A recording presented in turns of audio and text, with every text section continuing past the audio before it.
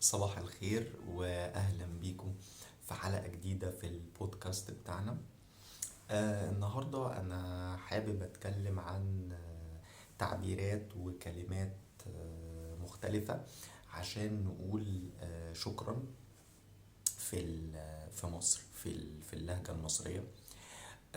لأن كان في واحد صاحبي هنا في مصر، هو مش مصري، ما بيتكلمش يعني المصري كلغة أولى. وكان هو لاحظ إنه الناس هنا في مصر بتستخدم كلمات كتير وتعبيرات كتير مختلفة عن كلمة شكرا. مش بس كلمة شكرا يعني، فدي كانت صعبة شوية بالنسبة له.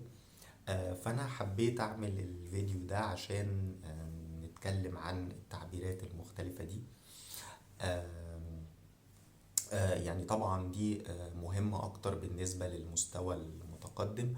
وحتى لو مش هتستخدم التعبيرات دي عشان تقول شكرا، حتى لو هتستخدم كلمة شكرا بس، مهم برضو إنك تفهم التعبيرات دي وتعرف إزاي الناس بتستخدمها. قبل ما أبدأ طبعا بفكركم إن الفيديو معاه سبتايتلز. فلو الفيديو صعب بالنسبة لك تقدر إنك تقرأ السبتايتلز بالعربي وبعدين تقرأ الترجمة بالإنجليزي أو الفرنساوي. وبرضو الدرس موجود على الويب سايت بتاعنا، واللينك في الوصف بتاع الفيديو. أول تعبير أنا حابب أتكلم عنه هو فعل موجود بنستخدمه بصيغة الأمر، اللي هو تسلم. لو بتكلم مع راجل، لو بتكلم مع واحد، لو بتكلم مع واحدة تسلمي، لو بتكلم مع مجموعة تسلموا. فتسلم هي يعني كاجوال شوية أكتر من شكرا، بس الناس بتستخدمها كتير جدا، بتستخدمها طول الوقت. هو تسلم هي الفعل ده من الصفة سليم. سليم يعني بالإنجليزي intact. بس هنا معناها انه سليم، انه ما عندوش اي مشكلة، يعني ما عندوش مشكلة مثلا صحية او مشكلة ممكن مادية او حاجة. فتسلم هنا معناها يعني زي ايه، اتمنى انك تكون كويس. حاجة زي كده يعني. فدي طريقة عشان برضو نقول شكرا.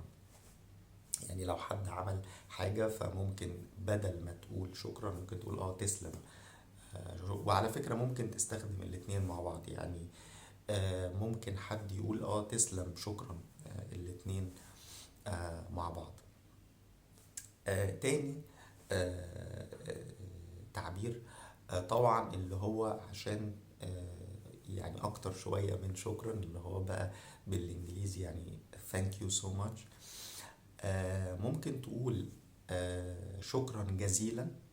شكرا جزيلا هي طبعا تعبير مهم جدا، والتعبير ده موجود مش بس في مصر، هو موجود في الفصحى وموجود تقريبا في كل الدول العربية. لكن شكرا جزيلا او شكرا جزيلا هو تعبير رسمي شوية يعني. لو عايز تتكلم بطريقة رسمية شوية طبعا بتقول بتقول شكرا جزيلا. في تعبير تاني هو مش رسمي، هو كاجوال اكتر شوية. هو تعبير ألف شكر. تمام، ألف شكر. دي برضو طريقة تانية عشان يعني نقول حاجة هي أكتر شوية من كلمة شكرا يعني. الحاجة التالتة هي إن إحنا نستخدم مثلا حاجة زي الله يخليك أو ربنا يخليك. لو بتكلم مع واحد او الله يخليكي او ربنا يخليكي لو بتكلم مع واحدة، او الله يخليكوا او ربنا يخليكوا لو بتكلم مع مجموعة من الناس.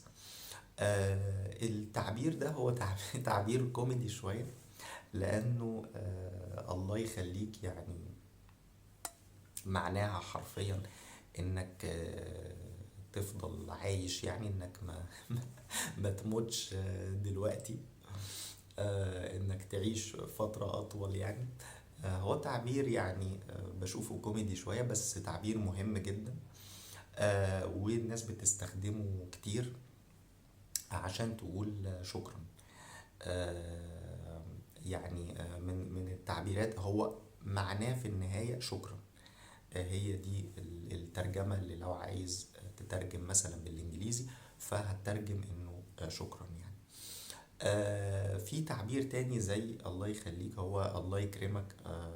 لو بكلم واحد، لو بتكلم مع واحدة ربنا أو الله يكرمك أو ربنا يكرمك. لو بتكلم مع مجموعة هي الله يكرمكم أو ربنا يكرمكم. يكرم هنا هي جاية من الكرم، أو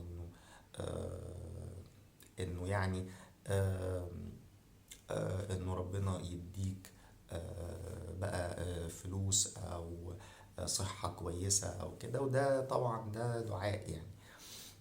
فدي طريقة برضو تانية لإنك تقول شكرا. وطبعا زي ما قلت قبل كده انك ممكن تستخدم اتنين مع بعض، يعني ممكن اقول مثلا شكرا ربنا يكرمك، زي كده الاتنين مع بعض، او ربنا يخليكي شكرا. يعني هنا بستخدم اتنين مع بعض مفيش مشكلة خالص. اخر حاجة هي زي الله يخليك وزي الله يكرمك، هي الله يبارك لك. تمام.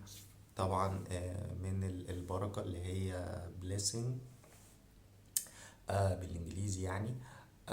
فبرضو ده تعبير، يعني ممكن تقول الله يبارك لك او ربنا يبارك لك، الله يبارك لك، ربنا يبارك لك. لو بكلم واحدة طبعا، لو بكلم مع مجموعة الله يبارك لكم او ربنا يبارك لكم. فدي طبعا تعبيرات آه، مهمة جدا. انا عارف ان هي مش يعني معظم الناس مش بتدرس التعبيرات دي، هما بس بيدرسوا شكرا او شكرا جزيلا. لكن الحقيقة التعبيرات دي لما حد بيجي مثلا مصر او يعني او دولة تانية، في تعبيرات كتير الناس بتستخدمها عشان تقول شكرا. وللأسف الناس ما بتدرسهاش، عشان كده بيكون صعب بالنسبة لهم شوية انهم يفهموا التعبيرات دي. يعني اتمنى الفيديو يكون عجبكم، و